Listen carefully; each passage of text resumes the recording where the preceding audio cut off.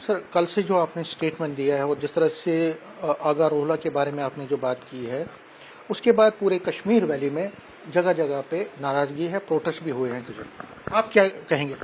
देखिए, कहीं ना कहीं ये एक सुनने में कहीं ना कहीं हुआ, क्योंकि जब आपने वहाँ मुझे ये सवाल पूछा, जब हमारा कैंडिडेट शमीम मैडम भर के वापस आ रही थी, बाहर आ रही थी, तो काफ़ी रश था, काफ़ी हल्ला गुल्ला था, और उस हल्ला गुल्ले के अंदर ये सवाल पूछा गया। और जब सवाल पूछा गया तो मुझे, क्योंकि मैं उसमें बीजेपी के ऊपर बाइट दे रहा था, बीजेपी के ऊपर बोल रहा था, और उसके साथ ही आपने सवाल, क्योंकि मैंने आगा सुना और नाम जो मैंने सुना, आप शायद बीजेपी का जो कैंडिडेट है वहाँ कश्मीर में बडगाम से, उसके बारे में पूछ रहे हैं। और सच्चाई ये है कि मैं बीजेपी के कैंडिडेट को नहीं जानता, मुझे पता भी नहीं, मैं पहचानता भी नहीं, मैंने आज तक शक्ल भी नहीं देखी।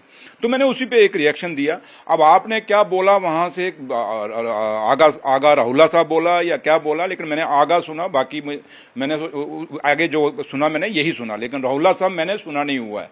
तो उसी पे मैंने बयान दिया हुआ है। तो इसलिए बाकी जहां तक आगा राहुला साहब का है, वो हमारे ऑनरेबल एमपी हैं, नेशनल कॉन्फ्रेंस से जीते हुए हैं और एक लीडर हैं, और उनका अपना असर और वकार है बडगाम के अंदर और बाकी लगते इलाकों में। और आगा साहब तो उनके बारे में हम कैसे बोल सकते हैं? जब मेरे अपने पार्टी के कुलीग हैं, हमारे लीडर हैं, तो उनके लिए बोलने का सवाल पैदा नहीं होता।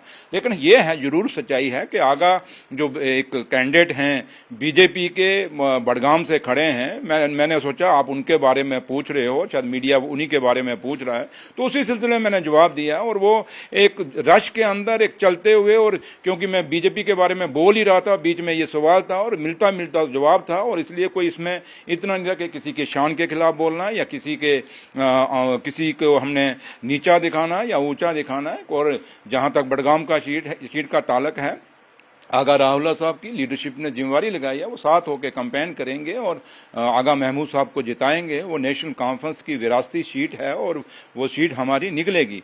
तो लिहाजा जहां तक ताल्लुक है आगा साहब का, आगा साहब के लिए मेरे दिल में आज भी, उस समय भी रिस्पेक्ट थी, आज भी रिस्पेक्ट है, हमेशा रिस्पेक्ट रहेगी। आगा साहब के लिए हमारे दिल में पूरी इज्जत है।